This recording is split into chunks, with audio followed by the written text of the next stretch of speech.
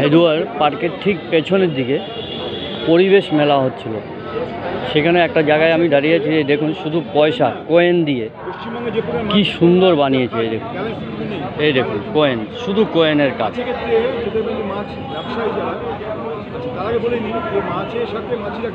শুধু কয়েন দিয়ে কি সুন্দর ঘর বানিয়েছে। এই দেখুন ঘর, এবং পরে দেখা যাচ্ছে একটা সেতু, সেতুর উপর ট্রাক যাচ্ছে, ট্রাক পাশে জলের ঢেউ দিয়ে তৈরি করেছে, শুধু পয়সা কয়েন।